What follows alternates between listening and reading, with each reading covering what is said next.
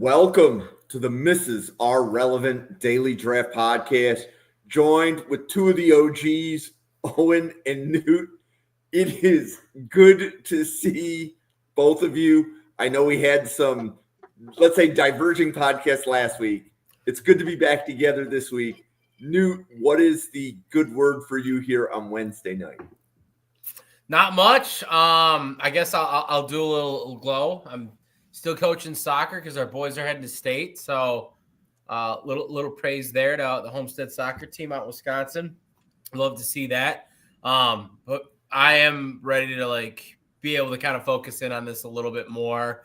First couple weeks have just kind of scratched that itch that I've had as college football has really started to get into, the meat and potatoes of the game. So loving being back with this, loving being able to talk about these prospects. Hopefully me and Owen have a little bit of diversity this week. Week one, it was just so awful, agreeing so damn much. So we'll see what happens this week. Well, Owen was telling me that the reason that you're agreeing more is that you've learned how to evaluate players now from him.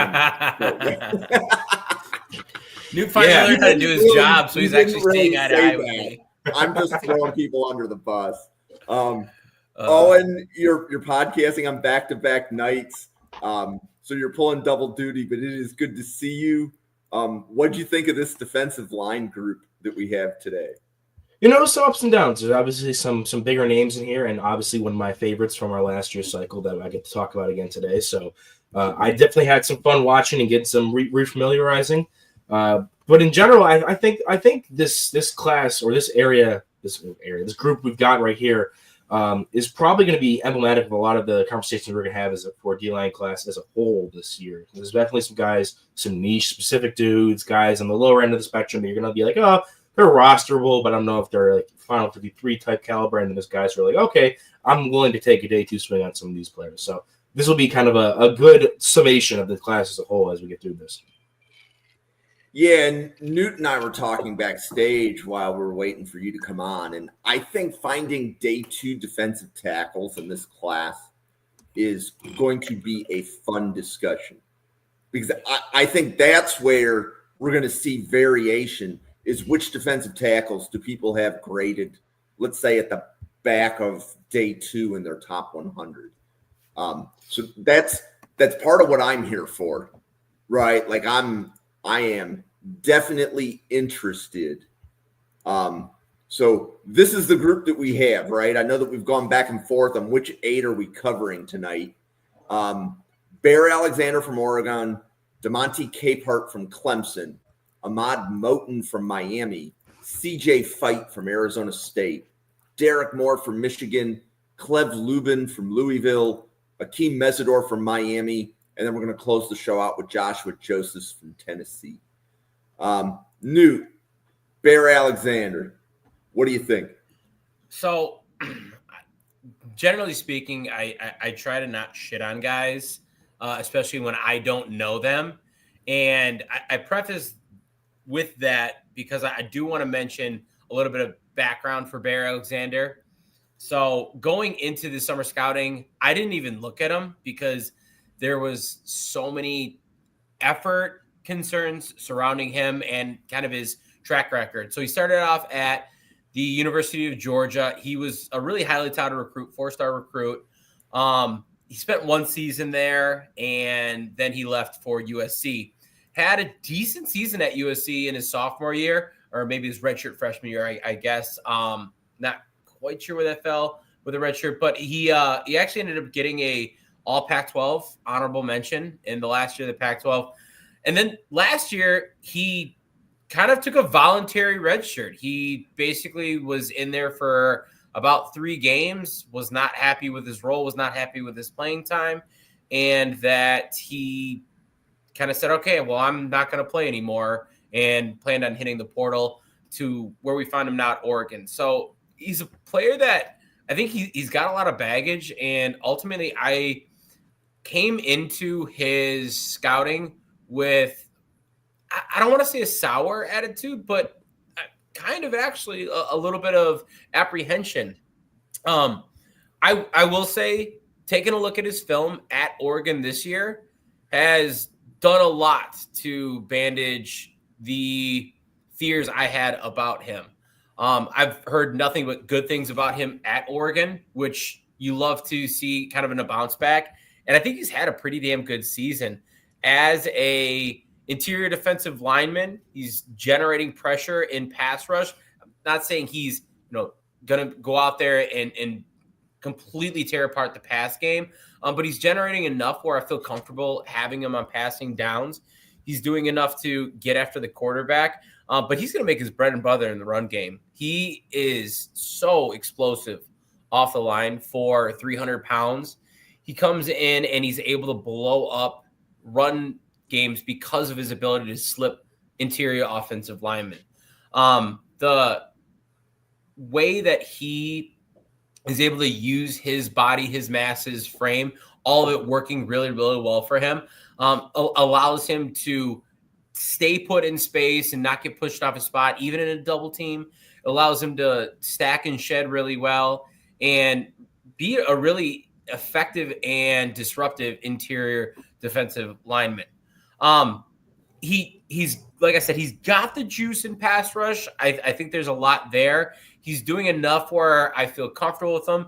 There are some things he's got to continue to grow upon. I think that kind of disrupted history of him not getting actual game time over the last 3 years isn't helping him any with that. So I think that throughout this season, if he can continue to grow and just show the ability to learn and become more than just an athletic player at his size, if he can show some technique, I'd really, really like to see that. There are times where he can get washed off in his pass rush when his initial burst doesn't work. It seems like he kind of gets stymied a little bit. And then I still, as much as I've really liked how he's approached this season, I still need to see that continued effort out of him. This is going to be, if he decides to declare a really important draft cycle for him, I want to see him at the All-Star games and really putting in the efforts to work his way through those. If he gets an opportunity to go as a redshirt junior, I want to see him really apply himself at the combine and kind of come back with the glowing remarks, because he's got a little bit of that past that he's got to work to kind of fight his way out of. Right now, I've got him as a very fringe day 2, day 3 guy. He's like right on the cusp for me, but I got to easily see him as a top 100 player if he continues to be effective as a run-stuffing defensive lineman, and then also show some of that juice and some of that pop, and given the potential that he has as a 3-down total lineman. Okay, so what do you think? Yeah, I think I definitely agree with how you introed it, where you're talking about his experience, jumping from school to school, especially with kind of electing to take himself out of USC. And it reminded me a lot of Jaheim Otis with Alabama, who also in this year's class, where he also was looking to transfer out of kind of the blue blood type of school, Georgia for Bear Alexander, Alabama for Otis. And for me, it comes to that I come into a little bit of bias when I know that coming into the film, because I'm like, okay, you're supposed to be this dude highly recruited to these high-level schools, and your complaint is you don't have enough playing time. So now you're supposed to go into these other schools at these other levels. You should be dominating. And at USC, he did play well, but his film at Oregon, I think my favorite part of it is he opens up that conversation about when you talk about core strength with defensive tackles, especially when guys who aren't those 320, 330-pound dudes who could eat up double teams when it's straight up coming at you, you're the nose tech or the one tech. But for Bear Alexander, he has enough weight in his lower half and ability to move that when you're going against a team that's going to try to run these outside zones and double through you to get through you to the linebacker, you're not going to get displaced, and you can continue to reset that line of scrimmage and maintain control of your gap while moving laterally and while having an offensive lineman getting his hands on you, because those zone blocking offensive linemen, sometimes they're in the 290, 295-pound range, especially some of those interior guys. And if you can hold your ground with them, then you'll be able to attack that and get off. So there's always room for those guys to exist in the NFL. I was a little disappointed with his pass rush because he was so twitchy and so explosive, getting off and shooting gaps against the run. Like, he made some big tackles for loss, and you're like, okay, this dude's making some impact plays. Can he come up and show that off in pass rushing? And, well, His hands were active at times. He flashed some good Yeah. pass rush moves. I felt like his aggressiveness and ability to utilize and weaponize that explosiveness just wasn't to the level I was hoping for as a pass rusher. So if he can continue to put that together, similar to what Newt said, going to the All-Star circuit is going to be very important for him, not only for the interview cycle to kind of figure out where he's at maturity-wise and what happened with his kind of career progress, because, like, we have to always remember, and maybe it's just me just because I've gone through this life cycle thing as a 24-year-old who's now just trying to figure out graduating college and figure out what his life's supposed to be, and I'm not even a professional athlete. These guys are 20, 21, 22. They're trying to do what's best for them and trying to figure out like what they want in life and stuff like that. So a lot of these times you got to go and figure out like what's this guy's maturity level? Has he maybe he made some poor decisions or hasn't done that same career path you'd like, but has he grown into himself now that he's in Oregon? And then also now you're in those all-star circuits, you can go against other players. You have the one-on-one pass rush stuff. You have different coaches getting their hands on you. Can you then improve in those areas and continue to show that, like, okay, this is why I was so highly recruited. I've got it all figured out mentally now. I've got the physical tools, and now you can draft me and to unlock more of the other stuff. So I have him as a higher day 3 grade. I think he's a guy that I'm excited if I'm going to be a D-line coach to pay the table for and bring him in, especially if I don't need like an instant starter. If I'm looking for more of a developmental prospect, I'm looking to bring him in and be like, okay, this is a guy that I can really get my hands on and work with here. Hey, so Owen, I'm 52 years old and I'm still trying to figure out what I'm going to do when I grow up. So, hey, Owen, when you were at Buffalo and you were taking a look at prospects, how much of a conversation did it come up in terms of like effort and character concerns that you'd have with guys that you're looking at through the transfer portal? So there was actually quite a bit. Now Buffalo is a bit unique because they have some imposed or self-imposed stuff with their GPA and grade level stuff. So you have to also make sure that their GPAs are not going to tank the team's level or anything like that. But when it comes to like attitude, especially with the new regime that came in that I was working under, there were a couple players that we were excited about with their talent, but then once we found out the kind of player they were, kind of person they were, they definitely fell off our board and they fell lower down on who we want to get. I can't remember who it was. There was a wide receiver that like, who's the really famous like UConn football coach that was there for a while there up until recently. There was, or I think it was UConn or one of the other like one of those more like kind of more basketball school. But there was a famous coach that was there, and it was a wide receiver we're looking at, and I think he fought his own head coach like on the sideline, like threw punches at him. We're like, yeah, this dude's a stud. We'd love to have him, but we're not gonna bring him in because he fought this head coach during the middle of the game. So a lot of that stuff, depending on the program, depending on what they really value, they'll look for that. I'm not sure how it is with the P4 stuff, but I definitely know that like when you're at the MAC level and you're looking for players who are good, but also you have to make sure you have that good culture there because that's going to be real important because a lot of your guys aren't going to the league. You still want to make a good cohesive unit. You can't just get the best athletes and hope it works out. That's definitely more important, especially at those lower levels. Okay, so and the next player, DeMonte Capehart from Clemson. I know we covered him last year. Probably one of the first shows you and Newt did. Where are you and DeMonte Capehart now? I'd have to go back and check this, but this may be the first player that Newt and I ever disagreed on because I am a massive DeMonte Capehart fan. Let's see if we can keep that train rolling because he's the guy. We were just talking about Bear Alexander, has that core strength ability, even though he's just barely north of 300 pounds. But because he can move, he can really hold up against those double teams and against zone stuff. Capehart, on the other hand, 315. He's a very cut, lean 315. He's all muscle. He's a good side, yeah. He's one of those guys that you're going to ask if he can anchor. He can anchor against double teams in the power game. When they're looking to reach him, he can get his hands on and reset the line of scrimmage. He's a dude who's going to play with a ton of power, core strength. You line up, you're that guard or center. You're in for a day when you draw his assignment. That you're going to be trying to work through him. He just throws 300-pound men around like it's his job. Like he's just doing it for fun. And even in some of the games where he's going against some smaller D linemen, he can let loose some of that athleticism too. He has some of that flashes. I think it was the Pitt game or maybe not the Pitt game. I'm trying to remember which game I watched super recently. That he was really flying around and making more plays in space. That was one of the concerns I had was, yes, he's this big, lumbering one tech guy. Maybe he's going to be typecast as like this nose tackle type player. But for me, and what I've always kind of been consistent with on him is that I felt like he had a good enough athletic profile that there is some more upside outside of your typical nose tackles that just play the run. He can stack, shed.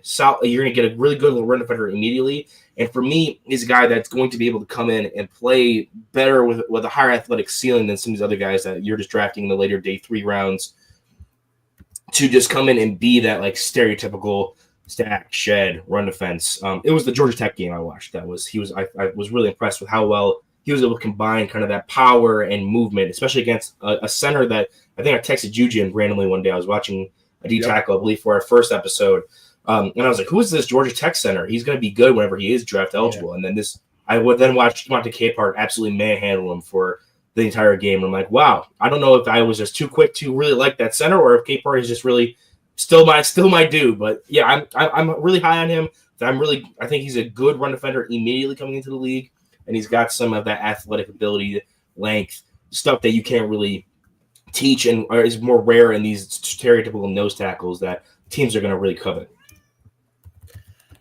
So I'm just looking right now. Sorry, I had one of the stats off the screen. What was your grade? Like, what would you give him for a grade? So I have him with a round 3 grade. Okay. I don't know if I changed a single word in my scouting report of Devontae Capehart from last year to this year. I changed. This is what I changed. I changed it from older prospect 5th year of college football to older prospect 6th year of college football. That was probably the one thing I changed. I just didn't see it in terms of the potential as a pass rusher. I will say I think the description of his frame and his build is spot on. Like, he's a cut 315, and you can kind of see it looking at him. You're like, that dude's 315, then he's going to be a dense dude. And I believe it. You see that power and you see some of those elements. Problem is, I just don't think it translates to his game as much as I want it to. I think the benefit of him coming back for his 6th year was the ability to continue to grow and be more than just a run stuffer, to start to use some of that and be an impact player on pass rush. And what I was just looking up, because my stats on my spreadsheet are a little outdated. On my spreadsheet, his true pass rush win percentage is 0%. On PFF now updated, it's like, I don't know, 4.9%. So it's actually not awful. But it's still one of those things where I'm like, I needed this dude to show me more. He really didn't take that step forward for me. I have a tough time getting behind a guy that is, for me, a above average run defender, but just really hasn't been able to put it together as a pass rusher. I see the explosive first step. For me, I don't know how much more he's going to be able to give and offer in terms of that pass rush ability. And when I see that kind of like capped ceiling and a middling run defender, it just drives him down my list a little bit. So I think very well said. Definitely the first guy that we're going to disagree on here, because I got a late day 3 grade on Devontae Capehart. Wow, that low, huh? What games did you end up watching, dude? Because I watched all the games from last year. I watched the Georgia Tech game. And I watched LSU. For me, so with the pass rush stuff, I definitely agree. There is little to no, like, right now floor with that. Like, looking at his PFF stats, in this year, he has a 4.3% pass rush win percentage. Last year was 5.5. 2 years ago, all the way up at 12.9. And like you mentioned, back when he was still playing in 2020, he was at a 55.6, which it was like. That's because they put him in. It's like the 3rd string interior offensive lineman, and he said, "Get out of my way, child." Yeah, it was 9 pass rush snaps. But yeah, this year on 138, which is the most pass rush snaps he's had his entire career, he's at 4.3%. Definitely not a guy you're drafting specifically to be a pass rush. He is a very limited player when it comes to what you're going to be asking him to do for you. For me, it becomes down to he has the build, he has some juice. It's not like I'm gonna say a name, and it's like I'll call him the Walmart version of this from last year. I'm not saying he's anywhere similar to this, but like with Alfred Collins from last year, where Alfred Collins was this that's big, disrespectful to Alfred Collins, man. Whoa, he's like this big, lengthy dude who, while Alfred Collins had some special athleticism for that size, he was another guy where like, okay, he's raw with his pass rush hands. He wins against the run. And for me, Capehart has length, has the power, and he doesn't have, the greatest get off or the greatest movement ability, but he's able to stack, shed, get off, and still keep his head above water when they are trying to reach him on some plays. So for me, I think I'm just giving him more credit as a run defender than maybe you are. I'm still pretty low on him as a pass rusher, but there's some elements of his game, especially with that length, with some of his movement ability, his natural strength, that I'm like, okay, if I like sat him down and had tried to like figure out like what one or two moves we can get you to do, that if you get stuck out there on a third down and no huddle, you can really throw out there and maybe compress the pocket a little bit. So, where does Capehart compare with Darrell Jackson Jr. from Florida State for you? So Darrell Jackson Jr. I have slightly higher than Capehart. They're both in a similar mold because I think as players, they have similar things that are good, except I think Jackson Jr. is a little bit better because he's also, dude, kind of rocked up, long, can take on blockers, and is a good run defender. But I think his run defense is definitely worse than Capehart's because he plays a lot taller. He is 330 pounds, but he's not able to anchor as good as like a Capehart is. He has like the same physical tools, but he isn't able to weaponize them against the run as much. But he does have that pass rush upside that Capehart doesn't have. He did show that he can get after the quarterback and can attack blockers a bit as a pass rusher, where Capehart hasn't been able to show that. So for me, they're very similar graded, but it's just because Jackson's giving up in the run defense department and gaining in the pass rush, whereas Capehart is all run defense all the time. And it's just a guy that, like, if I'm drafting someone, if I have a problem defending the run in the center of my defense and I run a one tech, I'm drafting Capehart. I'm not worried about having to go in and put any more investments out of that. I'm going to bank on that being the guy that comes in and kind of adds that element to my room that I really need. I think here's my only issue with Capehart and, talking about him. And once again, I think that the piece is going to be the biggest piece is a run defense, I think. But if you take Clemson's 4 best defensive linemen, you're going to probably put out there, and maybe it's more like a 3-4, whatever, like Will Help, TJ Parker rushing. And I don't know if you've heard of this guy named Peter Woods. I think he's pretty good. And then Capehart's the 4th guy. That means that, like, dude, you just got to, like, be semi-competent because there's, like, 3 pass rushing studs in front of you. And I think that's probably the part that scares me a little bit more is it's not like he's being asked to be like the dude and he's just not delivering. He's being asked to be the 4th dude. And it's still like, I'm not really sure what we got going on here.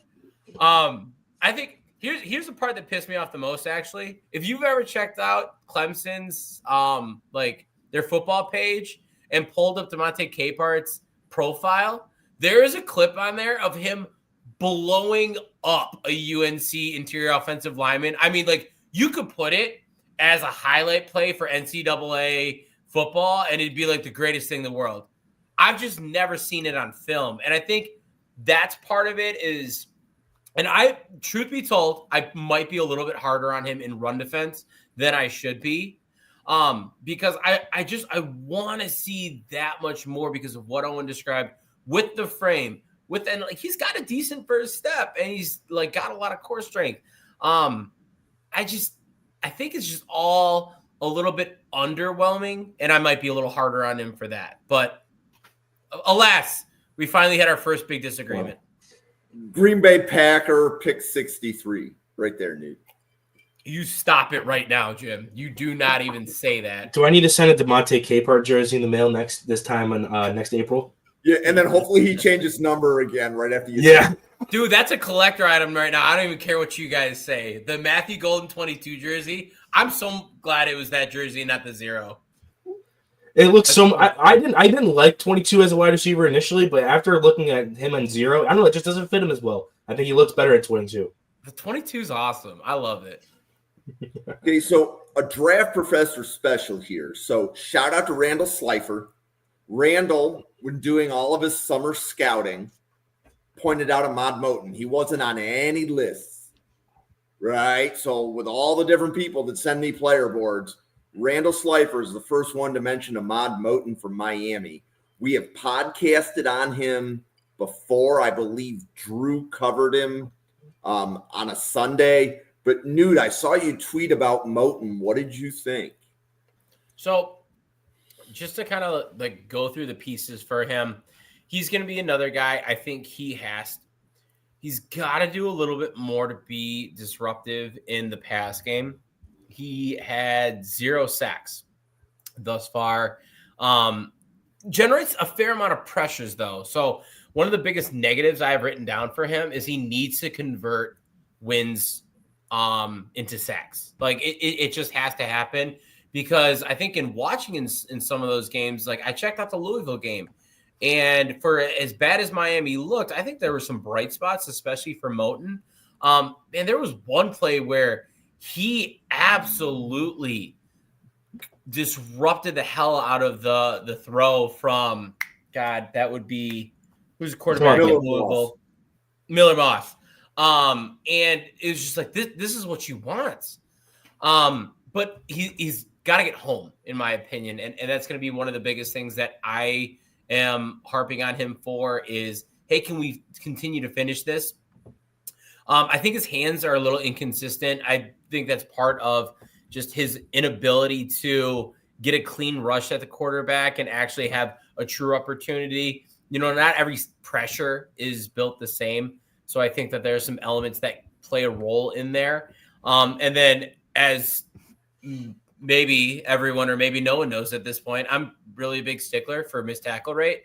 And Ahmad Moten is atrocious. It's like 27%, like he's rivaling Derek Harmon last year. So that's never territory you want to be in. But those are the negatives I have written down.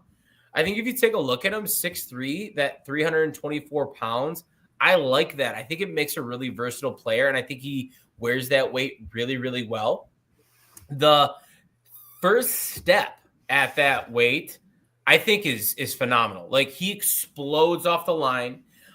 He uses that to quickly get to the shoulder of the interior offensive lineman. And I think one of the ways that he's able to generate those pressures is he's getting an interior offensive lineman away from their gap that they are like trying to stay within, and forcing a quarterback, you know, this way or that way, in retrospect to the pocket. The mass and the movement is going to be, in my opinion, one of the best ways. So, you know, he pairs that and he takes and he puts it with really active hands, inconsistent, but active hands. And so you talk about that willingness and, hey, can we get you to kind of refine your technique? And I really think he does have that ability. He shows it in run defense with the ability to stack and shed really well. And I think it's there in pass rush. He just has to get a little bit better with his hand placement. And I think he shows that promise. I think for me, if we're kind of making comparisons, he's really what I wanted DeMonte Capehart to be. He is a stout interior run defender that has some juice, and at his size does show the ability to maybe be a little bit more of a pass rusher. The thing is, he's just 2 years younger, and in my opinion, his pass rush game is already a little bit further along than DeMonte Capehart's. Yeah, I agree with what you said, especially with his first step. The fact that he's 324 and has the first step that he does, I think is really impressive, and it shows up in that run defense. I don't think he's like – I came away not loving his run defense as much as you did, Newt, just because I feel like there's a lot of plays where I was looking for him to use those hands a lot more, stack, shed, get off. He's definitely a guy that's going to – he wins a lot with his athleticism. I think that's what really impacts his run or his missed tackle rate a lot. Derek Harmon, I felt like it was just because he was playing out on the edge last year and for Oregon, and that was kind of where he was playing in too much space, which caused him to have those missed tackles. For me, with Moten, I think it's just that he just plays a little bit out of control because he is such a good athlete at that level. And that kind of parlays over to his pass rushing. I was watching Jerry Ostrowski. I do podcasts with him on Tuesday nights talking about the offensive line. He was watching the Buffalo Bills, Carolina Panthers All-22 film live in a Discord, and I was watching him talk about Deion Walker. And Deion Walker last year, super big, rare athlete of a player, but kind of raw when it came to not knowing what to do with his hands. And he said this when watching him rush the passer against Carolina, was that he called him a yard sale. Just throw shit at the wall and see what sticks. His hands are moving a mile a minute. If something works, it'll work, because he knows that he's got to get up. He's got the movement. He's not going to get moved off the spot. He's just twirling his hands around, trying to find a way to get a good strike to land and then get off. If you can refine that a bit more, I think it's the same with Moton. If you can refine what he's doing, what his attack plan is going into that rep, he can be a lot better of a successful pass rusher, because he has a ton of pressures. He has a ton of wins against offensive linemen on tape because he's so twitchy, because he has that size. He translates that speed to power really well, can beat guys and put them on the back foot. It's just now, can you really polish it up and have some hand moves, some go-to moves to finish off those reps, as opposed to getting these guys in the back foot and then they're still getting hands on you, and you already beat him on the rep. You won the rep, but he has just enough of time to get hands on you to slow you down that you can't finish those out. So if he can polish it up a bit more, I do think he can translate that to more sacks. But yeah, I'm definitely a fan of Moton, especially for a guy who has that size and still has that level of twitchy athleticism to his game. No, I think you said that really well. Have Moton day 2. Newt, is your grade day 2? Yeah, it's late day 2, but I've got him with a 3rd round grade. Same. Yeah. Okay. It's getting to the point where I can almost hear how you're talking about the player and see how you have him graded. So, CJ Fight from Arizona State, 6'2", 305. Owen, what did you think? So this is a player, and we'll talk about another one next week. I was telling the guys in the pre-show that I actually, on accident, did some extra study homework for next week's show. So I'll be ready to go for that week's. Don't you worry. But between this player and another one for next week's, this is a kind of type of player that I kind of categorize as, I'm not in love with the skill set entirely personally, but he's a guy that I will put on my roster, and he'll be a player that, fans will fall in love with. He's got that attitude, that mindset where, like, okay, I can watch this guy play football and be happy and root for him to make my team. But for me, with Fight, it's a lot of some limitations that I didn't really love. He's got a good anchor, kind of similar to talk about Bear Alexander earlier. When he's moving laterally side to side, he's 305, but he has enough lateral mobility and then having that mass that he's not going to get pushed off his base when he's getting double teamed moving laterally. He can split those guys, not get moved off, or keep that line of scrimmage where it needs to be while getting flat and chasing plays from either the front side or back side on stretch plays. So I do think he has a role there as like a gap-filling run defender at nose tackle, because he's able to hold up that point of attack pretty well, despite being, a little undersized, 6'2", doesn't have a ton of length, right? Isn't going to be a guy that you're trusting a lot to stack shed, be a dominant run defender type player. And I just didn't love that level of extension. So if he was there to make plays, but oftentimes he just couldn't finish. You want to talk about missed tackle rate or missed tackles. CJ Fight has some ugly ones on film there, especially. And I think that shows up a lot too, with just the fact that he was excelling a lot in those opportunities where he was playing in space, filling those gaps. And then when the time is to make the play, when the guy cuts back into you, you're now in a lot more space than you're used to as a tackle. And then that's where you can see him kind of be a little bit out of his depth and make some poor missed tackles. In general, I just didn't really love a lot of the other stuff outside of that, like pass rushing. He had some plays where he was able to get free. He's run through a lot of high effort plays, and then I just didn't really see a lot of that extra twitch to get through and make the play and finish those plays up. So I think I specifically mentioned here, he's a space eater who's in areas to make plays because he's always doing the right thing, but he just struggles with finishing, whether it's an athletic issue or a length issue or any of those kind of combination of things. Yeah, I think you nailed it. Just to kind of elaborate on some of the positives that you gave him, the frame that he's got at 6'2", 305, he's built a little like a tree trunk. He is wide. Like, he has probably got some of the broadest shoulders of a defensive tackle that I've seen in this class. And, that's going to be obviously really good for him when he's trying to eat up some of that space. But his ability to, and I don't know if it's as much his, like when you talk about him tackling, and really having some ugly misses. I think he just loses the ball carrier, because there have been times where I've seen him locked up with a guard and the running back just slips right by him. And it's not until he's 5 yards down the field that Fight like looks up and he's like, what just happened? So I think he's just a hair late to a lot of things. And there's not necessarily as much of that excitement that you have around his potential for pass rush. We're kind of going back and forth over some of the last guys. And with Fight, I think you see a lot of opportunities over his first 3 years at college. He's taken 1,200 snaps. He has a total of just over 20 pressures in those 3 seasons. So it's something where it has improved from his freshman year to now, but it's still not anything that glows. And I think he doesn't really have the body type in order to be able to be effective in that. I think he's a little bit, because he's a little more squat built, I think his movement just isn't as effective as it could be. So yeah, I was probably around the same spot that you were with him. I had a late day 3 grade on CJ Fight. So, Newt, who do you like better, Capehart or Fight? I like Capehart better than Fight. Okay. And did you find that hard to believe, Owen? I like do. Capehart better than someone? I think you just hate Capehart and you think he's undraftable and that he's just this old man who needs a walker when he's on the field because he's played football for 6 years, I mean, he does. He probably has like an embroidered cane that says "Go Clemson" because he's been there forever. And it goes with his AARP card too. Okay, flipping to some edges now. Newt, what did you have on Derek Moore from Michigan? So the wild thing about Derek Moore is, I swear to God that TJ Guy and Derek Moore just like they just shifted bodies. And my feelings about TJ Guy going in this season, we already got a chance to talk about. I was a little disappointed this season. Derek Moore, I was really not that high on over summer scouting. I thought that the hype around him was a little unwarranted, and he was like kind of a DPR, didn't really play the run game all that well. And then I got a chance to throw on some tape from Nebraska and Washington this year.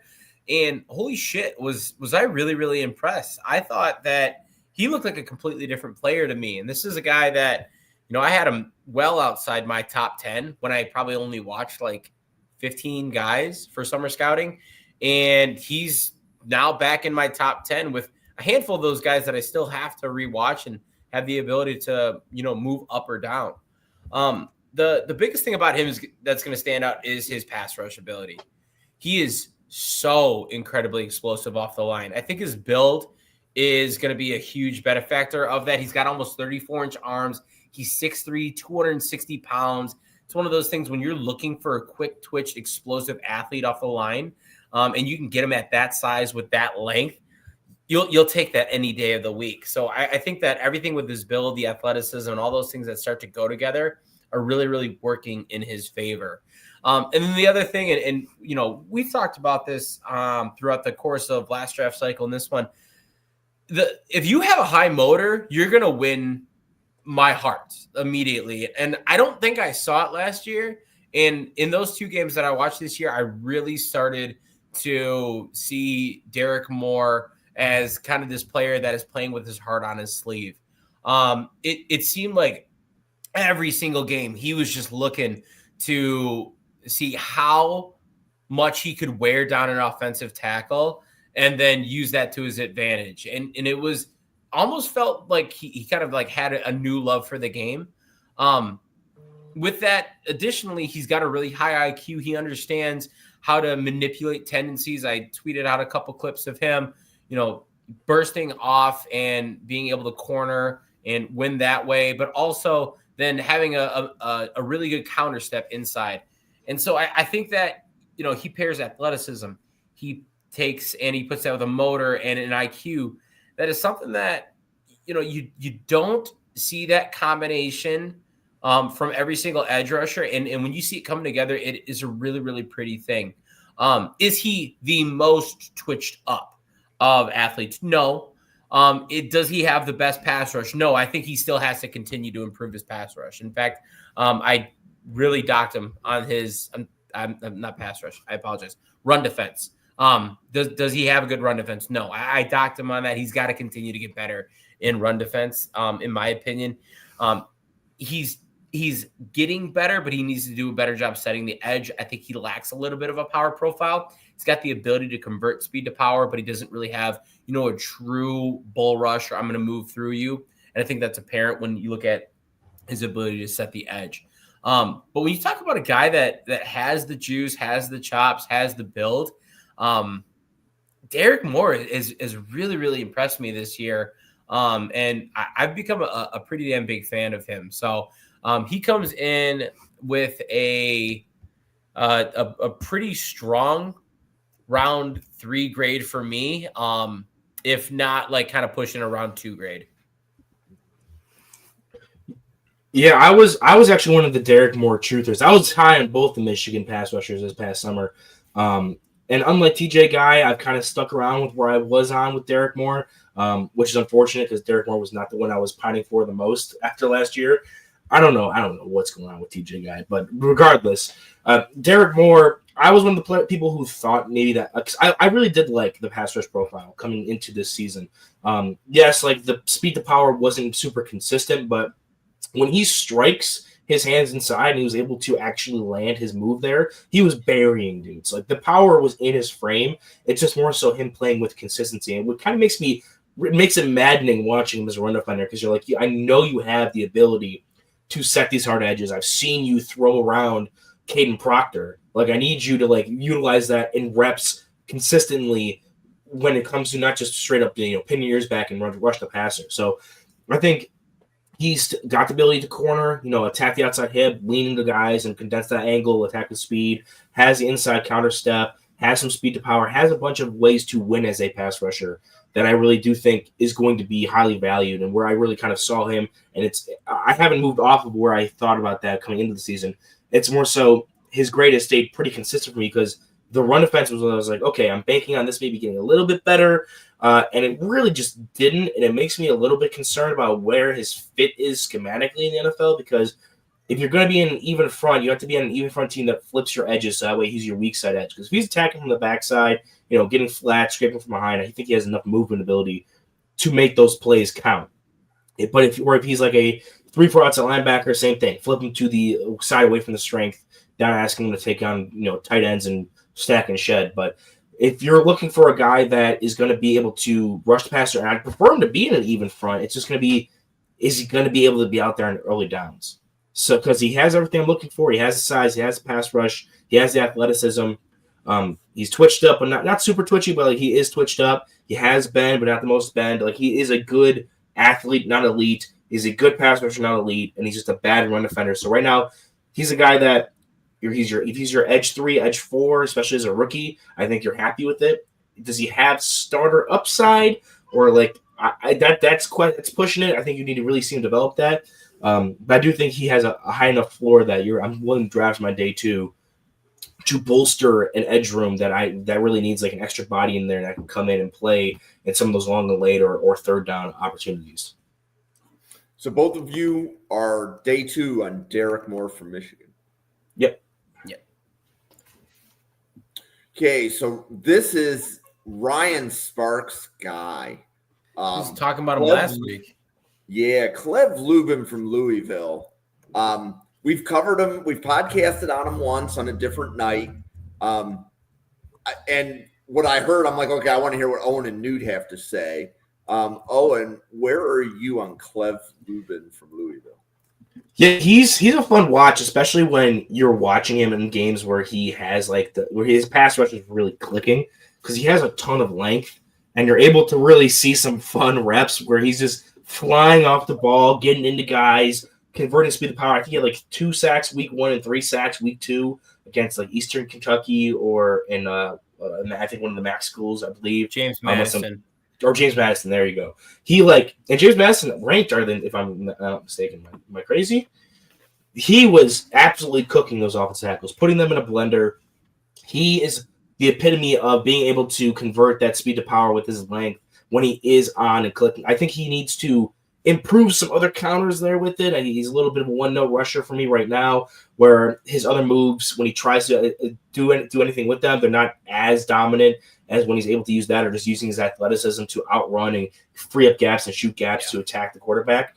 But he definitely has like that base of like, okay, he has some special plays on film. He has the athleticism to be able to get out and get after the quarterback. It's more so a ball of clay as a pass rusher that I'm going to try to add on and manipulate to fit to what I like to do as a defensive front and how I can utilize him a bit more. As a run defender, I felt like the length didn't show up as well in the run defense as it did in the pass rush. Being 250, again, another guy, we're just talking about Derek Moore at 260, not being able to really set the hard edge. You're going to have to find guys who are more rare with that when they're in those smaller kind of frame builds to try to set the hard edge and defend that run as a stack and shed head. So he's maybe going to profile more as like a 3-4 outside linebacker at this current weight class. I think for right now, you're drafting because you think you're going to get a guy that you can really pull that pass rushing profile out of. And if you can find the right way to deploy him, that you're not presenting him so prominently on rundowns, that I think that he will find a good pathway to the NFL. It's just more so, what do you value when it comes to floor? Because usually we talk about floor is he can defend the run and he's got some pass rush upside, or he's a DPR and he can get after the pass rusher and he's pretty polished with that. Right now, he doesn't really have either of those in like that I really love, but he has a ton of upside. So he's really kind of a boomer bust prospect for me when it comes to looking at that. So he's kind of a hard guy to give a solid grade on. I think with him being an edge rusher and having that position multiplier on him, he'll probably get into that day 2 conversation. But for me, I'm a little hesitant on that. I'd probably have to talk with my positional coaches and my GM, talk about where we're going with our defense and what his role would be there first before I could even move forward with looking at him any earlier than like round 4-ish. Yeah. Now it's a guy that he's had an interesting collegiate career. So he started as a redshirt at Army for a year, and then he went to Iowa Western Community College. And I think I might be wrong, but I think he actually won like a JUCO championship. He was a JUCO All-American though, for sure. And then he went to Coastal Carolina, and now he's at Louisville. So he's been like boom, boom, boom, boom, boom. And I want to preface it with, we talked a little bit at the beginning about Barry Alexander and, some of the apprehension around him being at his third program. I think with Clev Lubin, he's probably making those transfers in terms of like what's best for him. So, you go from Army to Western Community College. I think he probably didn't find the right fit given where he was. He was a 0-star recruit, and he probably needed to be at a lower level of competition to start with to continue to get that playing time. Him not being on the field was not helping him in that situation. And then he transfers up, and now he transfers up again. So I think they're made for the right decision. And so it kind of creates this really unique player profile in terms of his background. But I think that, Owen, you hit the nail on the head in terms of where he's at. He's going to have like just a stupid high grade from PFF in terms of his pass rush. And it's going to be mostly because of the Eastern Kentucky or the James Madison game. I didn't watch either of those because I'm not going to watch Louisville play.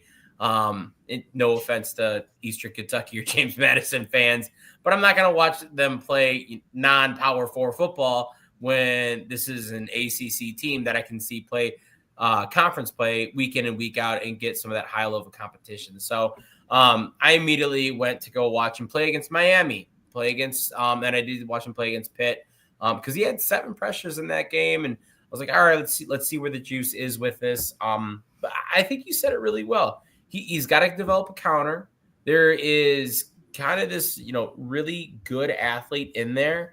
But there's a lot of things that just he still hasn't developed. And you see that a little bit more with guys who have spent time at lower levels of competition and haven't really had an opportunity to get some of that elite coaching where they have, time with these guys that are able to, hey, this is, where you want to be in this situation when you're able to, dominate that outside shoulder and how you can develop a counter move. And, even the best pass rushers that we'll talk about in college football don't necessarily have a great pass rush plan and great hands. They're just freaky athletes. I think Lubin's a good athlete, but not a great one. And he's got to develop some of those skills. So for me, he comes in with an early day 3 grade.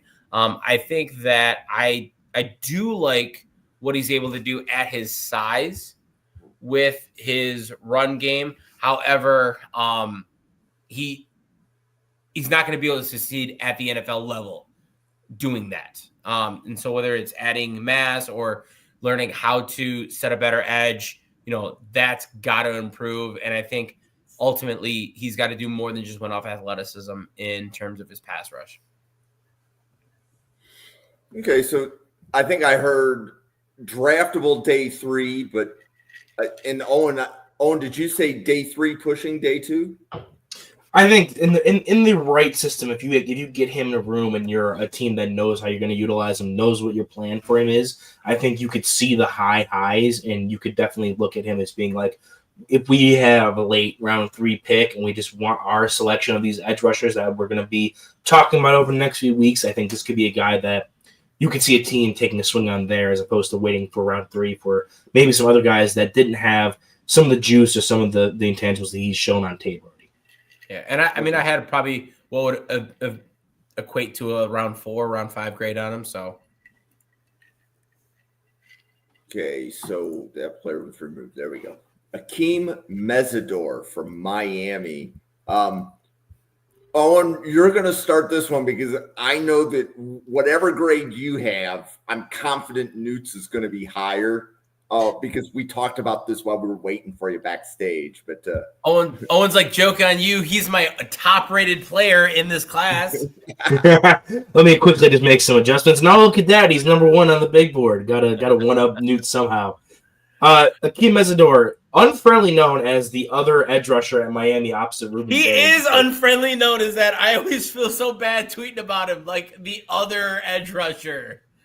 It's like, oh yeah, he's the other guy there, even though he's a stud, 6'3", 280, twitched up, has some pop in his hands, can really I love what Miami does. I don't know how they've lost the games they've lost this year with the amount of D tackle or D line talent they've had on that roster with Bain.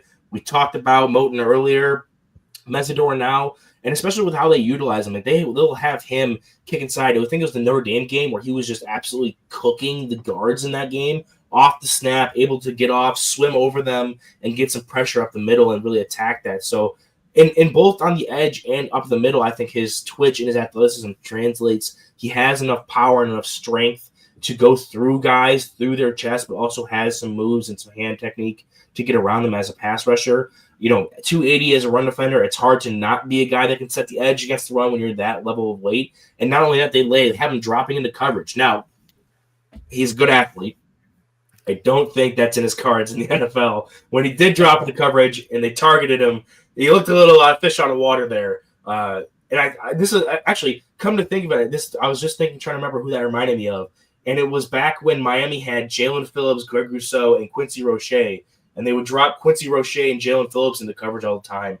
And I remember watching them like, all right, these dudes are solid on the line of scrimmage, but please, for the love of God, stop dropping them into the flats there. They're looking like fools trying to tackle Travis Etienne in the flat. I'm like, why are you doing this?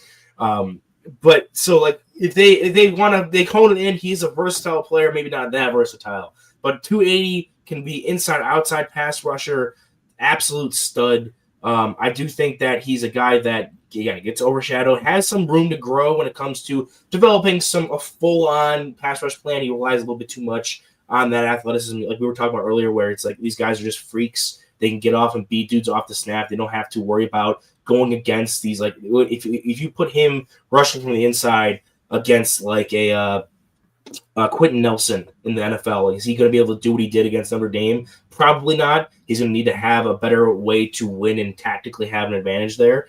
But for right now, where he's at with his development, I think he is a strong edge player to be looking into, especially like early day 2, even sneaking in the back half of day 1, just because He's a guy that has the size, has the twitch. He's a player that teams will love.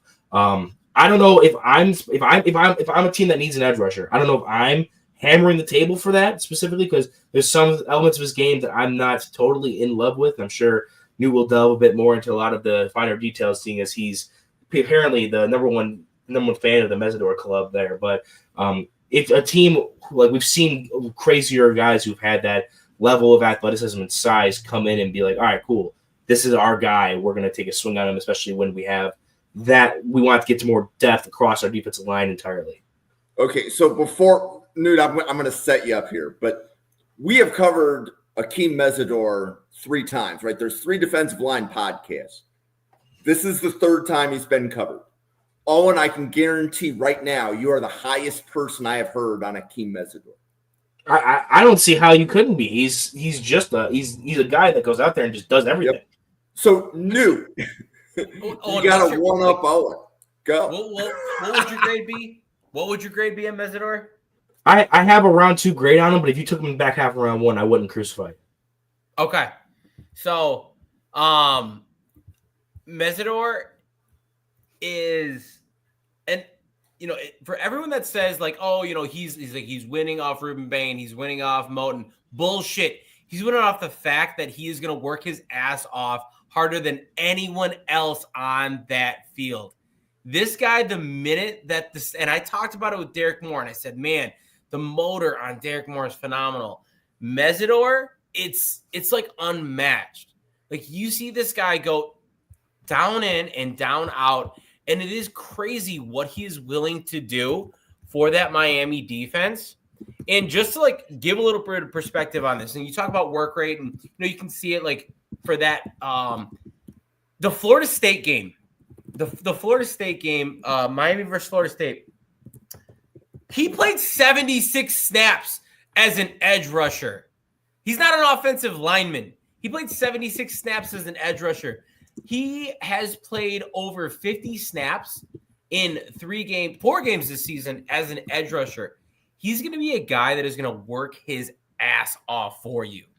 You couple that with everything that Owen just said, in terms of the first step quickness, in terms of the hands that he brings to it, and then just the sheer overall size. When I watched him, I didn't see a guy that moved like he was 280 pounds, but I saw a guy that was able to set an edge like he was 280 pounds, that was able to at least show some juice in terms of his ability to be an effective run defender with some good coaching.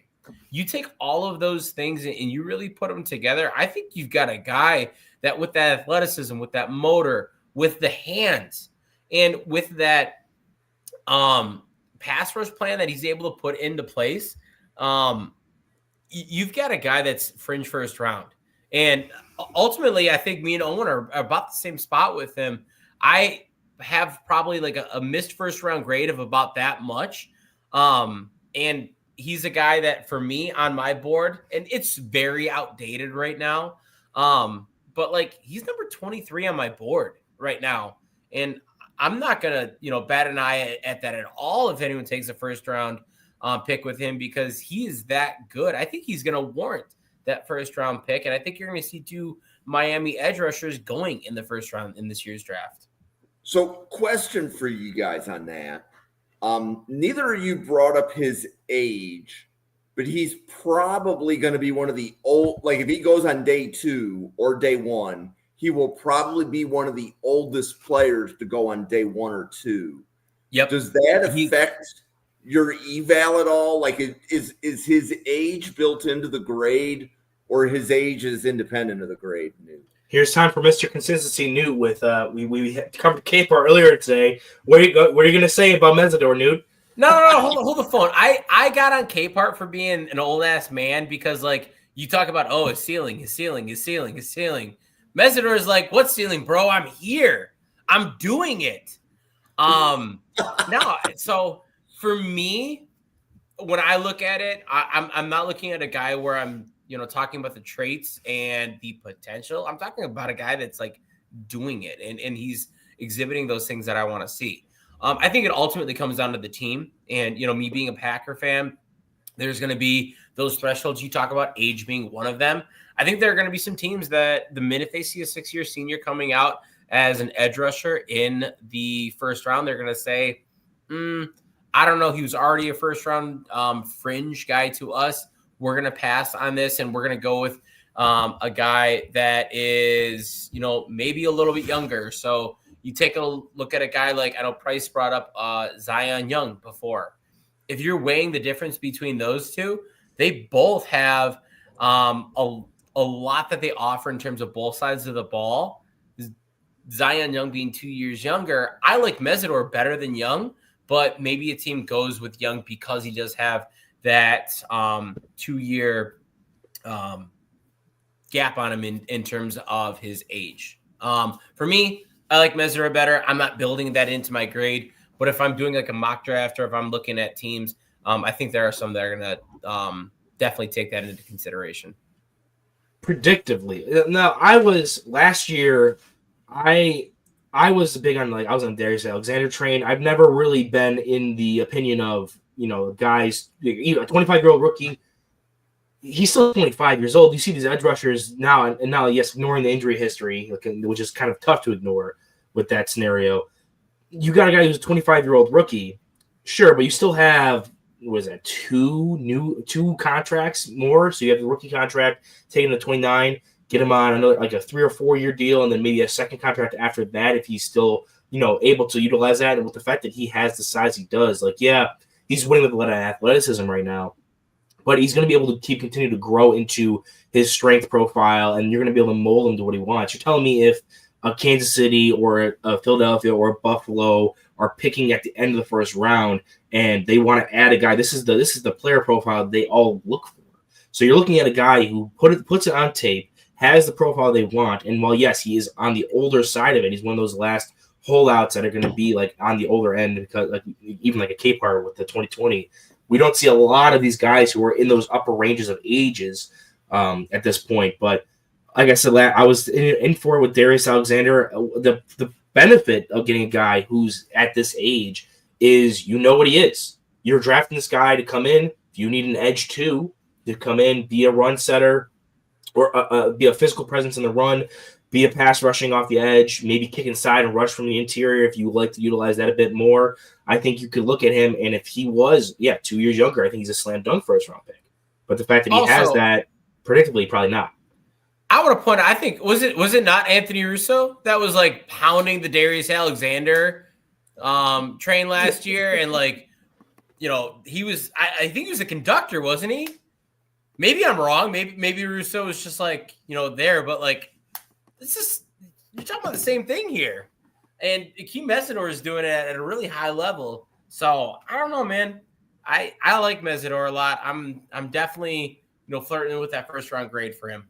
So, yeah, I'm going to tell you right now, so the draft professors that have covered Mesidor, Drew Collins covered him, Dalton did, and Chris did. And then Newton Owen now. I can guarantee you the two of you are higher by probably 40 to 50 spots on your big board. So what was their criticism of him? Was it specifically the age thing, or did they have a problem with something with his game? So the age was definitely something that came up. Do you take a 25-year-old that early? The scouting report sounded the same. Okay. Right? I'm listening. It's just, how do you value it? Or either that's fair. If it's how you value it, it's that's totally fair, because I think that this guy, the way that he plays the game is just, it's so much fun to watch. Yep. Every single down, you're seeing a guy basically flip a coin whether or not he's going to win that rep, and just cause havoc. He is so much fun to watch. Yeah, at this point, I'm evaluating these guys, and what the grades I'm giving out to you are tape grades. What does their tape tell me their grade is?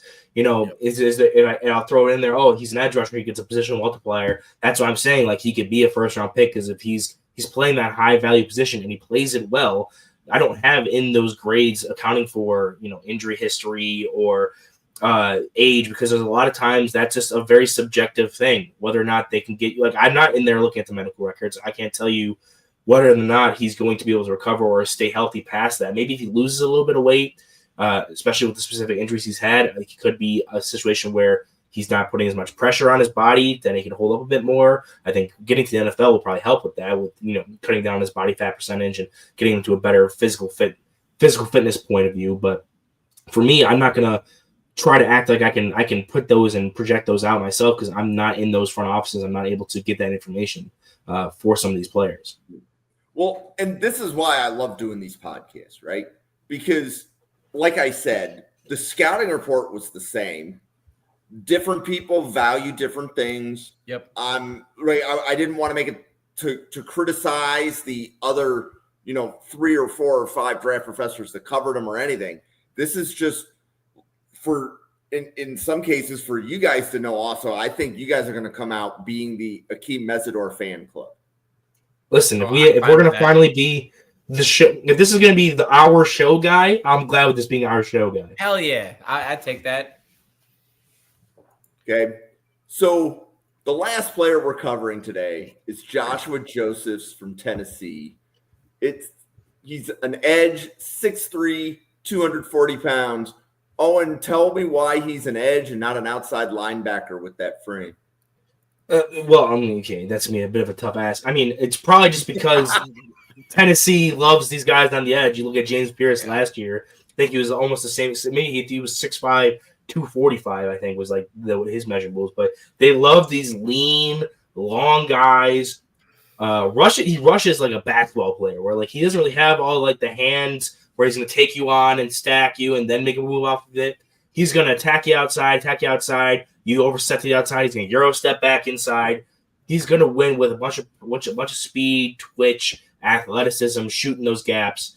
And I think that's what they really value there at Tennessee. When you're looking at a player like this for a pro projection now, I do think there are teams that have been running these smaller, leaner guys. Like I just brought up James Pierce, who's a first-round pick to the Falcons last year. In addition to the Georgia linebacker that I'm forgetting his name of at the moment, they also drafted in the first round, who's also like a hybrid pass rusher type. Jalen Walker? Yep. Yeah, same thing. 6'3", 245, 250. Like these are going to be an archetype. Will McDonald with the Jets. You have a bunch of players that are going to be this stature that are going to be winning in ways as a pass rusher that you really love. And then you're like, okay, but how the hell does he work as a run defender? Now, he's been primarily used as on the line of scrimmage guy for Tennessee. And it makes me a bit concerned with maybe projecting him to come off the ball and work in more space, which is why I love a player like Cassius Howell so much, who we covered in week 1, because he's already starting to playing as an off-ball linebacker and run defense, especially when you are that size. You got to start making those adjustments. Having him not do that so far in college makes it a bit harder of a projection. But I do think if you're a team that values just speed off the edge, especially like a 3-4 outside linebacker team where you're going to put them in more space and you have like a 5-tech head up on the tackles, you're giving him more space to work with as the edge. I do think he could project to the end more so, but I do agree that he does have that frame and profile to bring up some concerns as a run defender, especially along the line of scrimmage. Yeah, and Owen, how high do you have Joseph's graded? So I brought up James Pierce not only to say that I comp him because he's from Tennessee and because he has the same kind of height, weight, build. It's also because I was relatively lower on James Pierce than even the NFL was apparently going in the first round last year. So I had Pierce as a round 2 guy last year. And I'm even a little bit lower on Joshua Joseph than that. I'm still in day 2. Just because he has that twitch and that explosiveness and he shows up as a pass rusher against SEC competition. But like I said, I'm a bit hesitant to project him as a line of scrimmage player. I also was low on Will McDonald. All those players besides Jalen Walker I mentioned, I was lower on than probably anybody else and the NFL was. So while saying all that, I am still skeptical with him being an even front or a line of scrimmage player. So I am on a day 2 pick with him just because he has such upside with juice as a pass rusher. So, Newt, where are you? So for me, actually, I got done with my initial eval. I watched the Georgia game and the Bama game, and I mean, like, truth be told, I really was not all that impressed by Joshua Josephs. I think that there were a lot of things that were working against him in terms of his play strength. And I think it goes back to his ability to play in the line, his ability to be a, run defender at that position. And honestly, the ability for him to have some good explosion off the line. I reached out to Sam Teets, and I know that he had for summer scouting a little bit lower grade on him. I was like, hey, can I get your thoughts on him? And he was a lot higher on him based on his play this year. That was a summer scouting grade that he had on him. So I went back and I watched him against Arkansas, and I saw maybe a couple more of the things that Sam was talking about. I think the explosion, maybe I had a little bit of a fogged view on a couple plays. I did like his explosion off the line. I liked his ability to be an athlete and win as a pass rusher. I think he's got great change of direction. He is quick and he's balanced in terms of his ability to rush with both speed and finesse. And I just don't know where he fits. And he is kind of that in-betweener.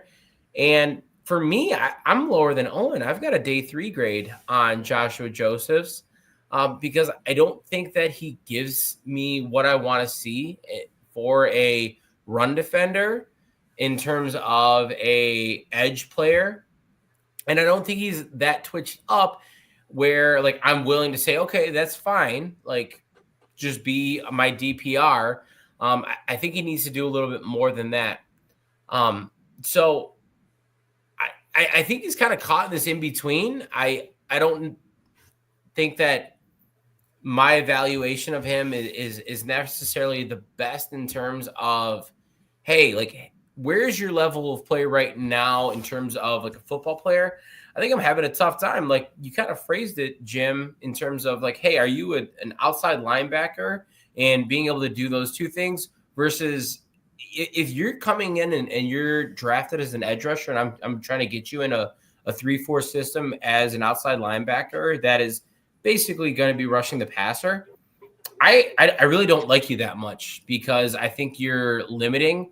But I think that's the best system that you can end up in because there's no way that I'm going to draft you as an even down line. As an even line. Yeah, as an even line edge rusher. Maybe that's where you kind of see him as that outside linebacker. And I think that you almost have to see him there because I think there's a lot that he leaves on the table. So for me, Joshua Josephs right now, I got him behind Clev Lubin. I've got him behind Gabe Akis. I think he's got to do a lot more in order to prove himself and set himself apart in terms of his ability to be a true pass rusher. So, Owen, I'm curious. I know you probably didn't scout Aaron Maben, but as I'm listening to you and Newt, Joshua Joseph's Aaron Maben, is there any similarity? So that was a bit before my time, Jim. I know that was what was it, 2000? What year? That was a Marv Levy GM pick. So yeah, I know that was a while back. So Newt, do you know who Aaron Maben is? I do not know. The name does not ring a bell. He was one of the biggest draft busts of all time. Yeah, big draft bust for Buffalo. He was a Penn State edge, but to me, everything you said about Josephs, I had Aaron Maben pictured in my head. So 2009 11th overall pick. For Joseph, I think I'm giving him the benefit of the doubt on a lot of stuff. I had the same kind of concerns. Again, going back to the James Pierce thing, again, not trying to helmet scout for Tennessee, but another thing I saw was like he's like this lanky speed rusher type player, but his ability to corner and bend, especially at that weight, you want him to really like be kind of this Von Miller-esque like bend at the hips. You're sacrificing that weight for a reason, and he doesn't really do that as much. But he has enough speed against these lesser athletes at offensive tackle in college that I'm like, okay. And then his real bread and butter is going to that inside step move after he sets that up. So I do think he has athleticism there. A team that will utilize him like that and will probably have a 3-4 outside linebacker role for him, similar to James Pierce, similar to Jalen Walker. Like I said, if the Falcons didn't double up on first-round picks this year, this would be a guy I think they would be targeting a lot of in this upcoming class. It's just more so, can you round that out a bit more? And is there enough of a market for that style of player that he gets that bump when it comes to the actual draft and how high he can actually go. Okay. So we've covered the edges for today, or I should say the defensive lineman for today. So next week should be a really good week. David Bailey from Texas Tech, Daryl Jackson from Florida State, Danny Dennis Sutton from Penn State, Aaron Hall from Duke, Skylar Gill Howard from Texas Tech, Cameron Ball from Arkansas, Lee Hunter from Texas Tech, and Albert Regis from Texas A&M. Owen, do you want to let everybody know about the weekly huddle and all the other fun things that you do when you're not a draft professor? Yeah, so, well, to get the draft professor stuff out of the way, I'm here every Wednesday and then also Tuesday. If you're not tired of hearing my voice at the end of this night, you can also catch me on Tuesdays as well, covering offensive line with former NFL offensive lineman Jerry Ostrowski at the 9 o'clock slot as well. So that is my draft professor side of it. But yeah, over at the Weekly Huddle, we're doing a bunch of different videos. I just posted one breaking down my kind of thoughts and opinions on the Buffalo Bills and their whole philosophy of their wide receiver room and kind of how I personally feel about it. I have another video coming up soon about a player that I don't know if we're going to cover him on this podcast in the next few weeks, but an edge rusher from a MAC school, of course. And I'm pretty much the highest you'll find on him. But in general, once the winter kind of rolls around, I'm wrapping up some of my first round of student teaching type stuff. So I'm kind of busy right now. But as soon as that winter rolls around, I'll be putting out a lot more videos, doing some live scouting stuff, and getting some more other draft professors back on and start talking about stuff as we ramp up to the All-Star circuit and true prime draft season when all the games have been played and it's time to just evaluate guys and watch the Underwear Olympics. That's awesome. Honestly, you can just find me on the app formerly known as Twitter, at NFL Draft _Weston. I've been cutting up a ton of clips of the guys that we've been watching and talking about. So if you're looking to get a preview of my thoughts on them or just some eyes on some eye-popping plays from those guys, check me out on there. Trying to find a little bit of good for all of these guys. Some guys it's easier than others, but it's been really nice to kind of get some of those clips out early and often. I also run zerocheckdraft.com. Haven't been posting in there as much just because I have, like I said at the beginning of the show, been tied up with other obligations, like a state soccer title run, which has been phenomenal. But looking to get back to that and getting some content posted on there. But the best place you can find me and my thoughts is right here Wednesdays on the Draft Professor and Mrs. Irrelevant podcast, talking about the big hog tamales on the defensive line. So, Newt, when you posted the photo from whatever soccer game that was, you guys looked cold. Yeah, it was not warm. That's for sure. Yeah. Like Newt's coaching outdoor soccer in Wisconsin in November. I mean, I remember playing, I played high school soccer in Western New York, and I remember it snowing for a game, and it was before Halloween. Oh, yeah. So, you'll get that. Yeah. No, our game before that, we were actually north of Green Bay. 7:00 at night in Pulaski, Wisconsin. And that was one where we were all by the end of it, like, that was a sectional semifinal. So it's like, okay, whatever, we got the win, move on. That wood was cold, being, north of Green Bay and everything. Not the most pleasant of conditions. Yeah. So more power to you for being able to podcast while you're still coaching. I know that we talked about, like, when could you start podcasting relative to the soccer schedule? So that's appreciated. So if you have a chance, and you can go to @NFL Draft Fanatic. No, I am Fanatic. Give a follow on Twitter. You'll see the podcast schedule, including the players that we're covering. If you go on YouTube to Draft Professor or @NFL Draft Fanatic, you will get daily podcasts, 7 p.m., 9 p.m. Eastern, every weeknight. We have one show on Saturday morning. We have 2 shows on Sunday morning. We're here covering the draft. right now in the months of November and December, the podcasts are going to be really similar to this. We're picking a position group and we're breaking down what we think of the players. So to the best of my knowledge, Newt and Owen did not compare notes on Akeem Mesidor prior to the podcast. But that was funny because Newt was saying, I'm going to be really high on Mesidor. Owen went, and turns out that they were both equally high. So this is the fun time of year to start learning who likes which players. I can already tell from the Draft Professor chat that you guys are higher on Mesidor than a couple of the people that respond in the chat, which would include Anthony Russo right here, as well as a couple of others. So for Newt, Owen, myself, for the 109 people at the Draft Professor, thank you so much for tuning in, everybody, and we will see you on a podcast again tomorrow.